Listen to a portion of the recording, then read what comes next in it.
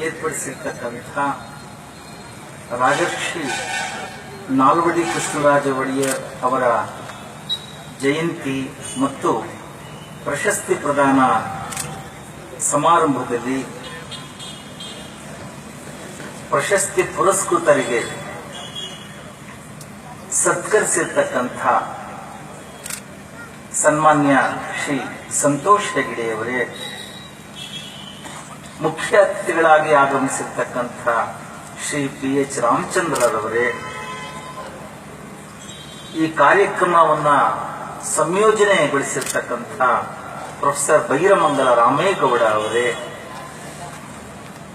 ಈ ವೇದಿಕೆಯ ಅಧ್ಯಕ್ಷರಾಗಿರ್ತಕ್ಕಂಥ ಶ್ರೀ ಸೋಮಶೇಖರ್ ಅವರೇ, ಈ ವೇದಿಕೆಯಿಂದ ಈ ದಿನ ಪ್ರಶಸ್ತಿಗೆ ಪುರಸ್ಕೃತರಾಗಿ ಇರುವಂತಹ 6 ಜನರಲ್ಲಿ 4 ಜನರು ಆಗಮಿಸಿ ಪ್ರಶಸ್ತಿ ಸ್ವೀಕಾರ ಮಾಡಿರುವಂತಹ ಸನ್ಮಾನ್ಯ ಶ್ರೀ ಎಲ್ ನಾರಾಯಣ ರೆಡ್ಡಿಯವರೇ, ಪ್ರೊಫೆಸರ್ ನಂಜರಾಜೆ ಅರಸರವರೇ, ಶ್ರೀಮತಿ ಭಾರ್ಗವಿ ನಾರಾಯಣರವರೇ, ಡಾಕ್ಟರ್ ಶಂಕರೇಗೌಡ SC ಮಂಡ್ಯ ಅವರೇ, ವೇದಿಕೆಯ ಎಲ್ಲ ಪದಾಧಿಕಾರಿಗಳೇ, ಮಹಾಜನರೇ, ತಾಯಂದಿರೇ, ಪ್ರೀತಿಯ ಮಕ್ಕಳೇ,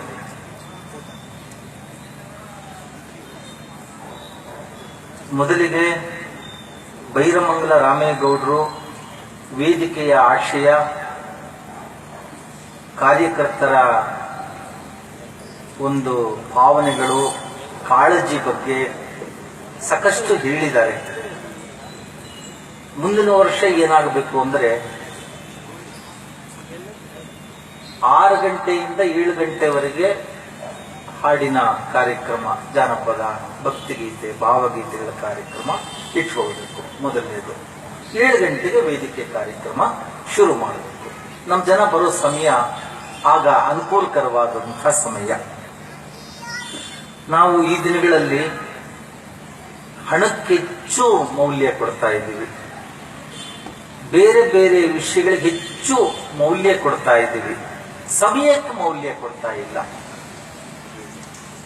ಯಾವ ಜನವರ್ಗ, ಯಾವ ನಾಗರಿಕರು ಸಮಯಕ್ಕೆ ಹೆಚ್ಚು ಮೌಲ್ಯ ಕೊಡ್ತಾರೆ, ಮನ್ನಣೆ ಕೊಡ್ತಾರೆ, ಆ ದೇಶಗಳು ಮುಂದುವರಿತವೆ, ಎಲ್ಲ ದೃಷ್ಟಿಯಿಂದಲೂ ಪ್ರಗತಿಯನ್ನು ಸಾಧಿಸ್ತವೆ.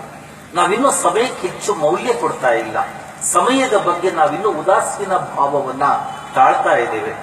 ಹಾಗಾಗಿ ನಾವು ಸಮಯಕ್ಕೂ ಕೂಡ ಗೌರವ ಕೊಡುವಂತಹ ಒಂದು ಸಂದರ್ಭಗಳನ್ನ ನಾವು ಹೆಚ್ಚು ಅನುಕೂಲಕರವಾಗಿ ಮಾಡಿಕೊಳ್ಳಲಿಕ್ಕೆ ಬರುವ ವರ್ಷಗಳಲ್ಲಿ ವೇದಿಕೆ ಆ ಪ್ರಯತ್ನವನ್ನ ಮಾಡಬೇಕು ಅಂತ. ಅದರಲ್ಲೂ ಇಂಥ ಸಾಂಸ್ಕೃತಿಕ ಕಾರ್ಯಕ್ರಮಗಳು ಸಮಯಕ್ಕೆ ಹೆಚ್ಚಿನ ಆದ್ಯತೆ ಕೊಟ್ಟು ಅದನ್ನು ರೂಪಿಸಿಕೊಂಡ್ರೆ ಜನಗಳಿಗೂ ಕೂಡ ಒಂದು ಸತ್ಪರಿಣಾಮ ಉಂಟಾಗುತ್ತೆ ಅಂತ ನಾನು ಅಂದ್ಕೊಂಡಿದ್ದೇನೆ. ಎರಡನೇ ಅಂಶ ಅಂತ ಹೇಳಿದ್ರೆ, ನಾಲ್ವಡಿ ಕೃಷ್ಣರಾಜ ಒಡೆಯರವರ ಹೆಸರಿನ